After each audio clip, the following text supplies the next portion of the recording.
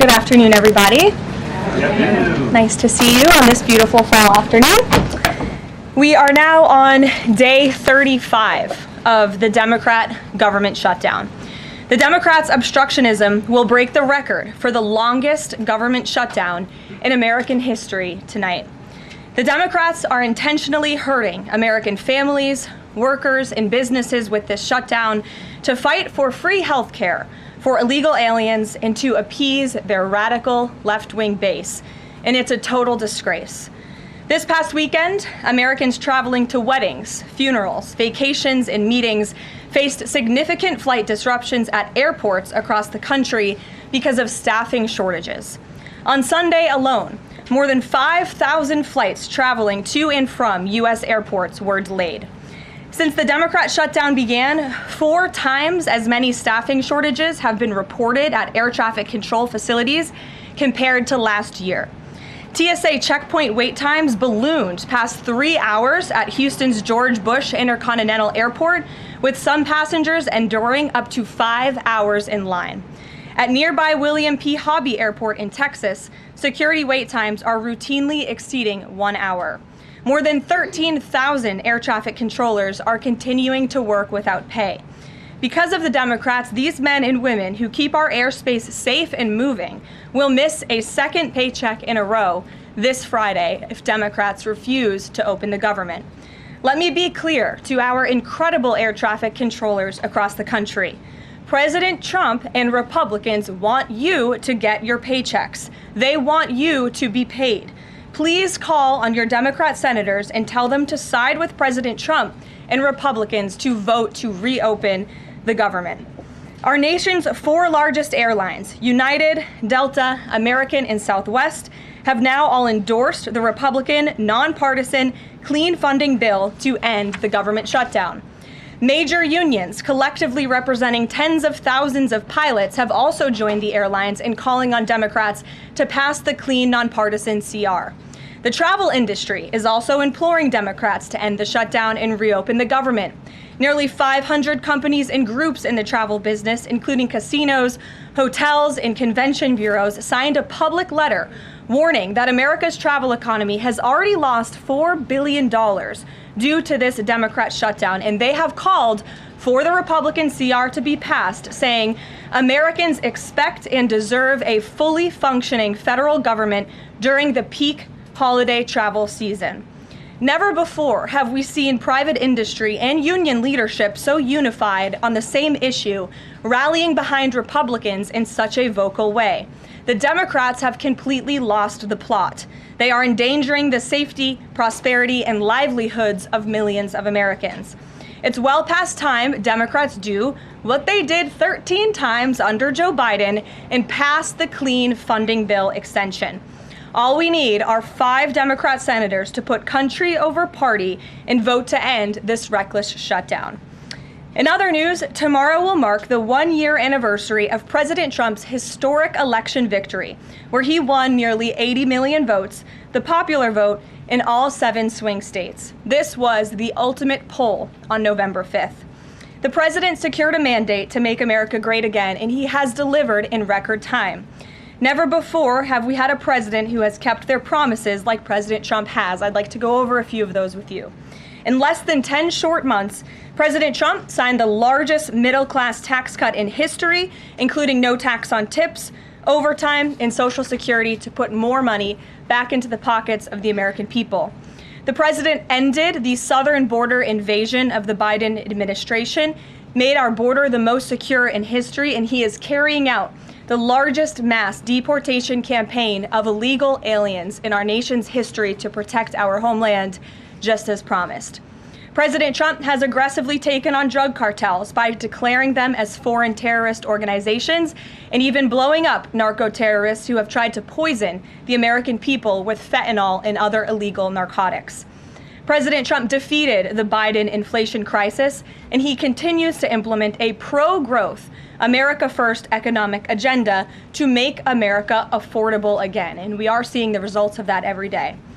Inflation has remained low and steady, averaging just 2.5% compared to the painful average of 5% under Biden, and we know it was historically higher than that for most of President Biden's term. Meanwhile, real private sector wages are on track to rise by almost $1,500 since President Trump took office, a significant change to the Biden years where private sector wages declined and were being wiped out by inflation. President Trump has ended the reckless war on American energy and unleashed energy dominance, with gas prices now plummeting to their lowest average levels in more than 4 years. President Trump implemented powerful tariffs to rebalance America's trade deals, protect American workers, and returning our country to be a manufacturing superpower once again.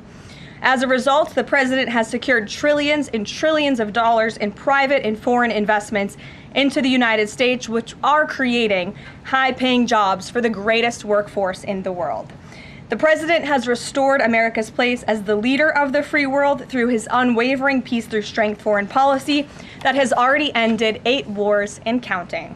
And the president ended illegal DEI initiatives in our federal government and is returning our country to a merit-based society based on common sense. President Trump protected opportunities for women and girls to compete safely and fairly by continuing to keep men out of women's sports. Americans have a president who works tirelessly, literally 24/7, to improve their lives and make our country better than it has ever been before. So with that, today we will open it up to questions, and we will start with our independent journalist in our new media seat, Julio Rosas. Julio, please start. Thank you. Thanks, Caroline. So over the weekend in Mexico, a mayor in Michoacan, Carlos Manso, he was assassinated while celebrating Dia de Muertos with his family.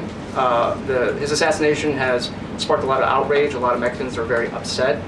They're blaming President Claudia Sheinbaum for not taking the cartel threat seriously enough. Yesterday, she said that, once again, she's not going to allow any foreign military intervention to take on the cartels on Mexican soil, and that Mexico is not going to pursue a drug war similar to what they've done in the past. So my question is President Trump satisfied with Claudia Sheinbaum's approach to cartels? And if not, has Manso's assassination kind of opened up some new options for the United States to pursue regarding cartels? Well, first of all, with respect to this specific news item and this alleged assassination that took place in Mexico, I know the Trump administration, we are aware of that, and of course we condemn all political violence anywhere in all forms. As for Claudia Sheinbaum and the president's relationship with her, I think he has a lot of respect for her as president of Mexico, and he also really appreciates the coordination that she has provided to the Trump administration. I can't speak for her and what she's doing internally in her country. I can speak for the president in saying we are continually pushing Mexico to do more to tackle the drug trafficking and the drug cartels within their country, and we are working with them in any way that we can. And the president has obviously used the full range of executive options in his authorities to crack down on drug trafficking at our southern border and to designate these cartels as foreign terrorist organizations and additional actions as well. Just one more question. Sure. So at the Antifa roundtable that we were at just last month, myself and the other panelists made the recommendation to the president for, speaking of foreign terrorist organizations, to have Antifa not just be a domestic terrorist organization, but be designated as a foreign terrorist organization since they have cells in other countries. He mentioned to Secretary Rubio, because he was in the room at the time, to look into that. So I just wanted to see if there's an update on that. Sure. That process is most definitely taking place. I don't have any announcements for you on that today, but I can certainly assure you the administration is working on it, and I'll check in on it and get back to you, Julio. It's a good question. Thank you very much. Jackie. Thank you, Caroline. Zohran Mamdani blamed the president for bomb threats and intimidation at polling locations. He said, quote, part of the general approach of the Trump administration has taken to intimidate voters with baseless allegations of voter fraud as a means of trying to repress the voice of Americans across this country. I want to give you a chance to respond to that. Yeah, I saw those comments from Mamdani. I think they are completely irresponsible, and they are based on zero evidence. And I think this is just another example of how the Democrat Party unfortunately stands for nothing. All they stand against is President Donald Trump.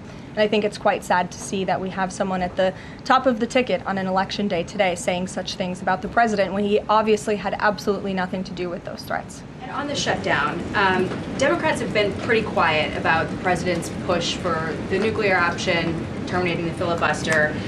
Is there any concern around here that Democrats might actually want Republicans to get rid of the filibuster so that one day, when they're in power again, the door's already open for them to pack the Supreme Court, give statehood to D.C. and Puerto Rico, make mail-in balloting permanent, those kinds of things? I think the president has been very realistic and strong in his position on the filibuster. He's been very vocal about it. I just spoke to him about it. He feels really strongly about this.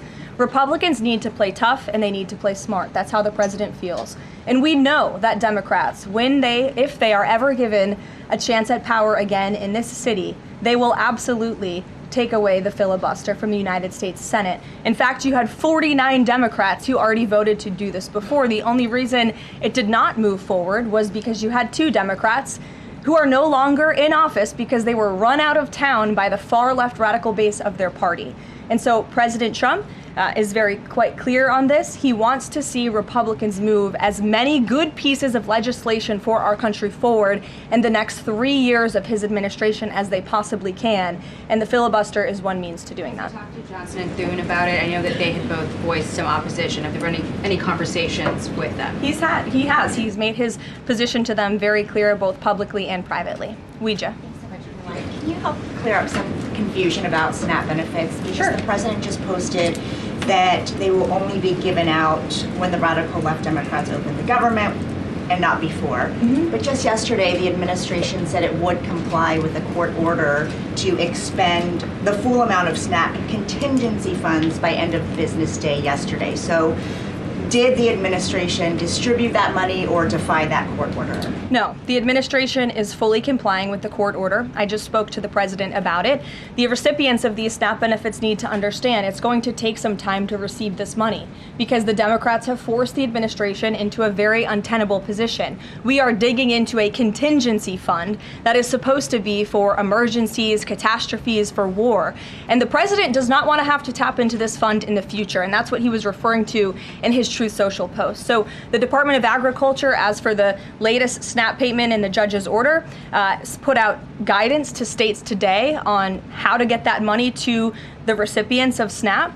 But it's going to take some time. The best way to get the full amount of SNAP benefits to those beneficiaries is for Democrats to reopen the government. So to anyone who is a SNAP beneficiary at home who needs that assistance, and the president was just saying, this is for people who are truly needy, who need food, who need this assistance from the United States government. Democrats are holding it up and making it difficult for the administration to get those payments out the door. So if you are at home and you want your SNAP benefits, call the Democrats and tell them to reopen the government. Blocking that contingency fund for the future if this shutdown lingers on? Look, the president does not want to have to continue to dip into a contingency fund that doesn't even have enough money, by the way, to fund the full program. It takes $9 billion to get the full scale of the benefits out the door. This contingency fund only has about $5 billion in it. So again, Democrats need to reopen the government so we can get these benefits out the door for people who truly need them.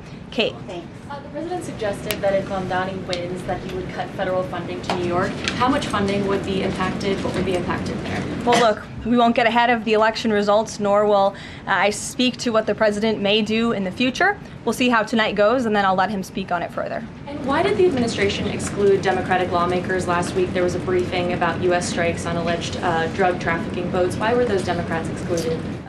The administration has briefed Congress on these matters 8 separate times, and Democrats have been included in those briefings. In fact, I know that Secretary Rubio will be on Capitol Hill tomorrow to brief the Gang of 12, which includes Democrats as well. So the president's made it very clear, if senators want to understand the administration's operations against narco drug traffickers, we are very happy to speak with them about that, and we will continue to do so. But we've been incredibly transparent. As I said, there's been 8 briefings on this topic, with the 9th coming tomorrow. Rachel. Thanks, Karoline. There's been some reporting out there about the possibility of furloughed workers not getting back pay. We know that the president signed that bill into law in his first term. Does the administration guarantee that all furloughed workers will get back pay? This is something we are very much open to discussing with Democrats as part of the discussions about the continuing resolution to keep the government open, and it's something that Republicans are talking with Democrats about right now. I won't get ahead of those negotiations or discussions. That's a possibility that may not happen, even though it's law.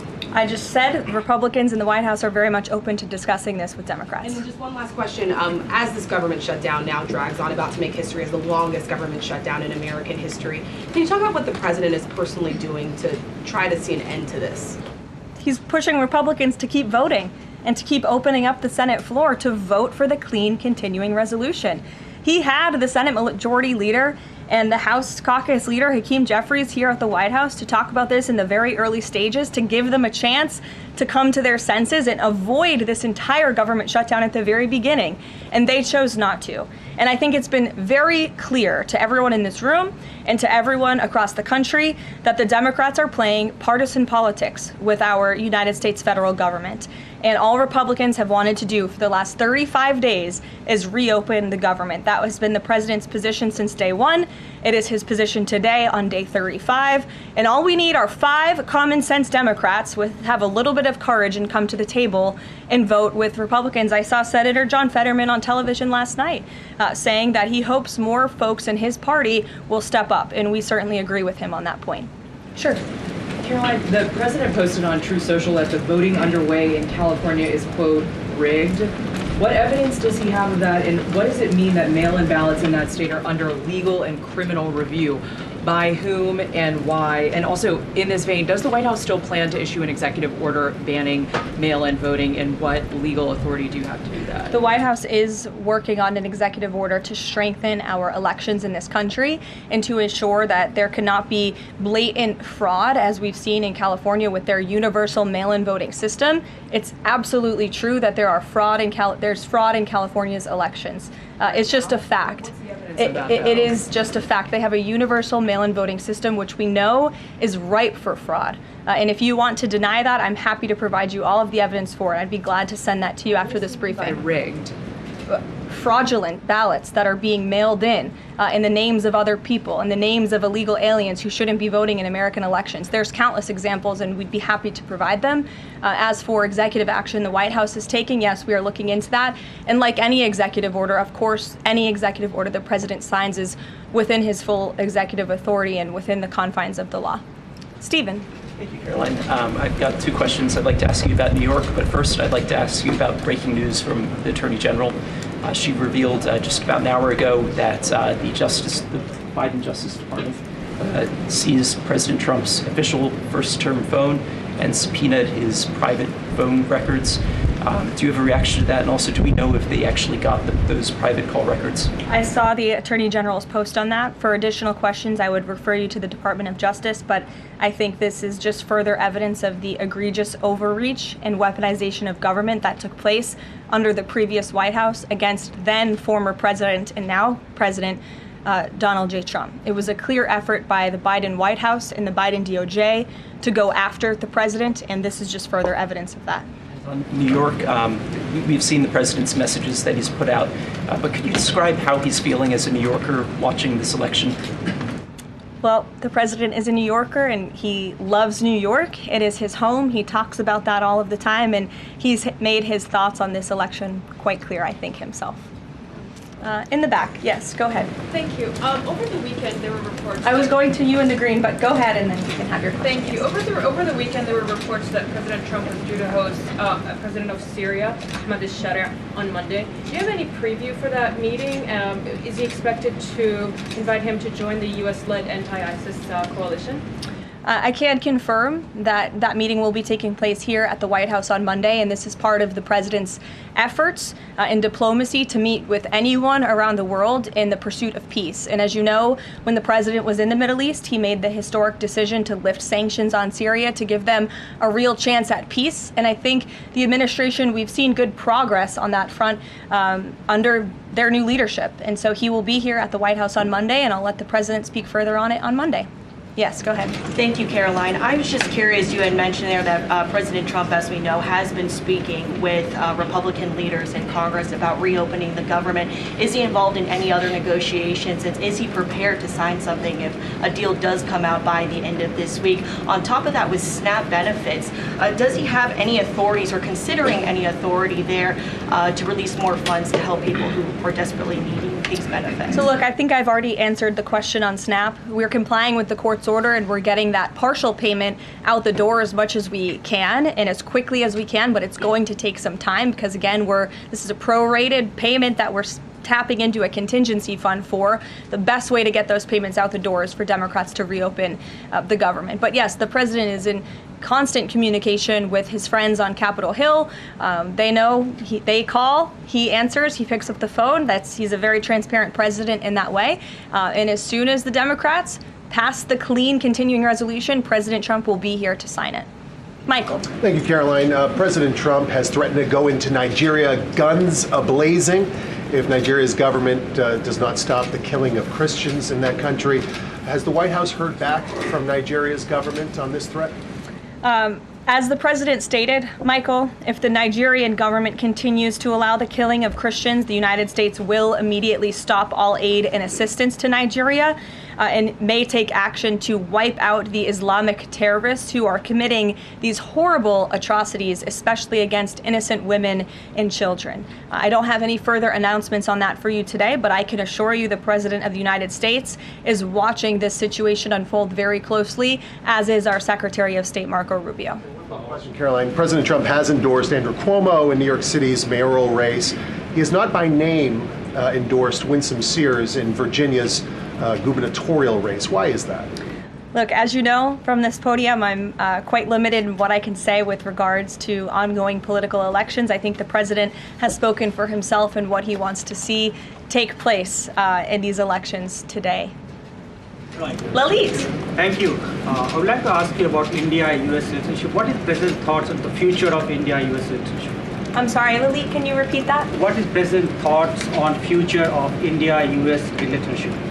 I think he feels very positive and strongly about it. As you know, he recently, a few weeks back, spoke to Prime Minister directly when he celebrated in the Oval Office Diwali with many high-ranking Indian American officials here at the White House. We have a great U.S. ambassador to India in Mr. Sergio Gore, who will represent our country very well.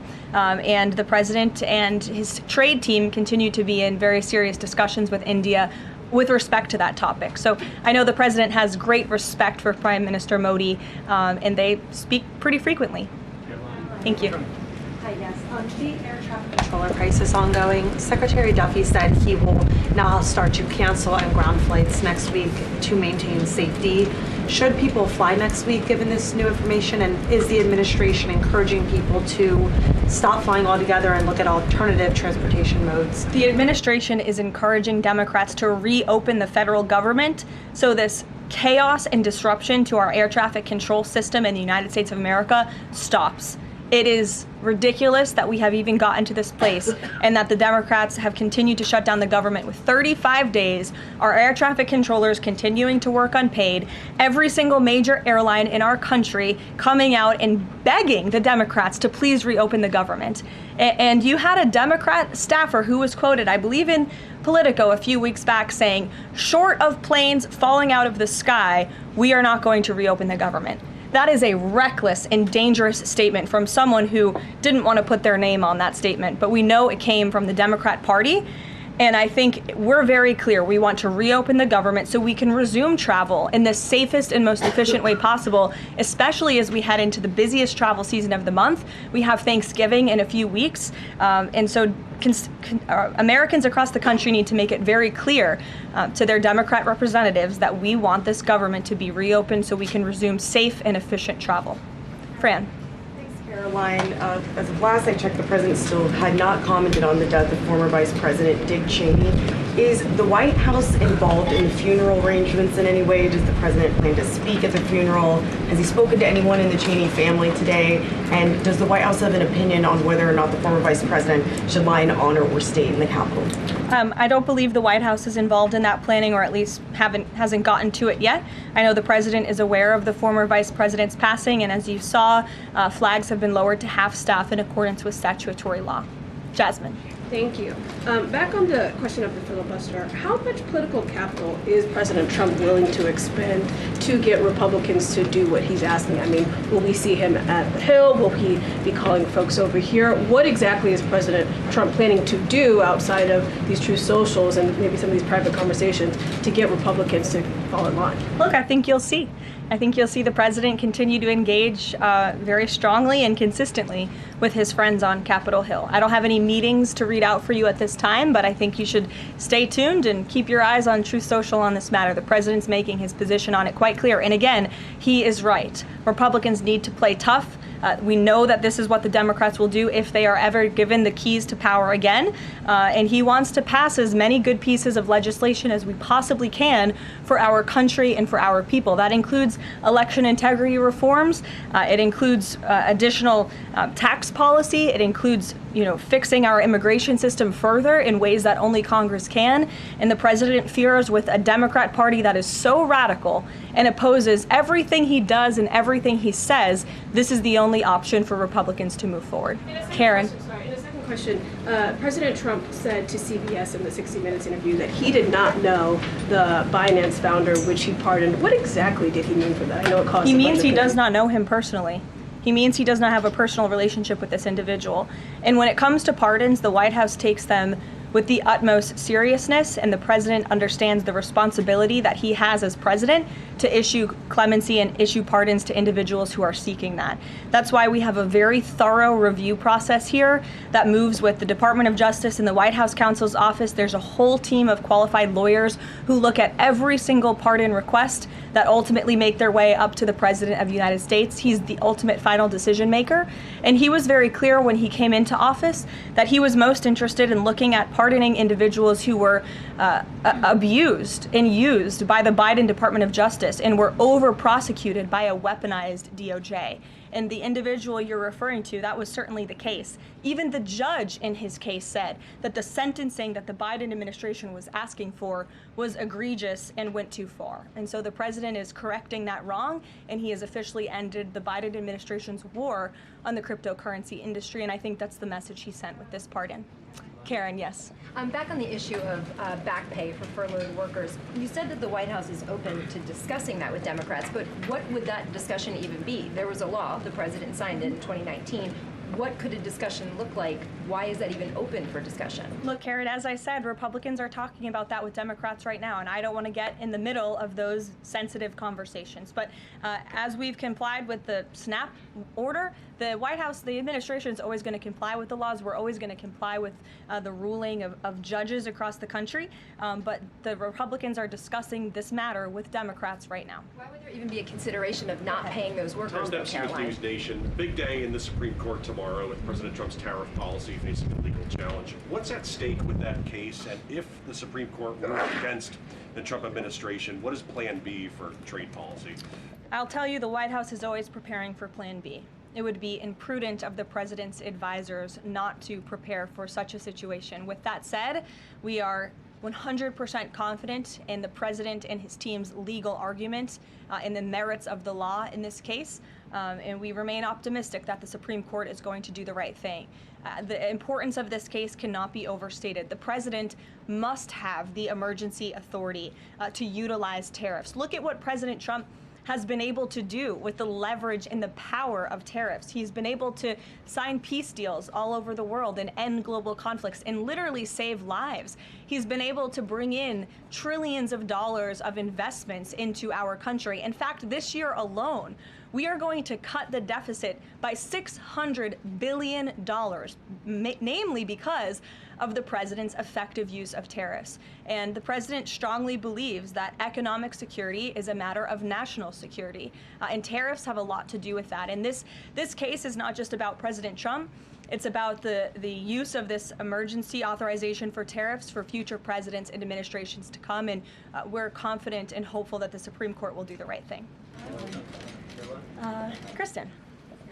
Why did President Trump get an MRI during his recent visit to Wall Street? Look, as President Trump said, he would inquire with the physicians. I'll check back on that. But as the physical itself stated, Kristen, and as you all know, because you were all witness to it, every single day the president is in optimal physical health. This was a follow-up appointment, and we provided a detailed readout of that physical. I'm happy to give it to you again, and I can inquire further. With all due respect, an MRI is a very specific procedure. It's done on a part of the body looking for something specific, so it's not generally part of any kind of routine checkup. And in addition, President Trump has said that he wants to be transparent. He told us to ask the doctors, which we have and have not heard back. Why don't we have more information on this? As I said, I'll check back for you. Go ahead. Karoline, can you update us on the mediation efforts this administration is leading in Sudan, trying to achieve a ceasefire there? Sure, yes. The United States is actively engaged in efforts to bring about a peaceful resolution to the terrible conflict in Sudan. We remain committed to working with our international partners, including Quad members, Egypt, Saudi Arabia, the UAE, as well as others, to lead a negotiated peace process that addresses both the immediate humanitarian crisis and the longer-term political challenges. I actually spoke with Secretary Rubio about this morning, as of course there's been, kind of an uptick in recent reporting on the matter, and he assured me that the administration is very much engaged. We're in pretty frequent communication with those Arab partners that I just mentioned, and we want to see this conflict come to a peaceful end, just as we have with so many others, but the reality is it's a very complicated situation on the ground right now. Yes. Hi, yes. Just trying to go back into the subject of Mexico. Is the Trump administration planning to send U.S. troops to Mexico to combat drug cartels, as reported by other outlets? That's not something I would confirm from this podium if it were happening, so I will not comment on that. Eamon. Thank you, Karoline. Why did the president decide not to go to the Supreme Court tomorrow? He had indicated earlier that he might want to go and attend in person. Yeah. Now he's saying he's not going to go. Why? The president did have an interest in attending the Supreme Court hearing tomorrow, as I just expressed how important it is to him, the administration, and the country, this case. But he is traveling to Miami tomorrow, as you all know, to give an economic address with the mayor of Miami and many global business leaders to talk about his historic success with the economy over the past 10 months and talk about sort of where we are headed as a country in terms of our economy. So he'll be traveling tomorrow on the road in Miami. That's why he won't be here, but Secretary Scott Bessent will be in attendance at the hearing tomorrow at the request of the president. He has said that he doesn't want to export the high-end NVIDIA chips to China, but the Wall Street Journal reported yesterday that there was some question about whether the president would raise this as a possible concession with the Chinese side during his meeting with Xi Jinping.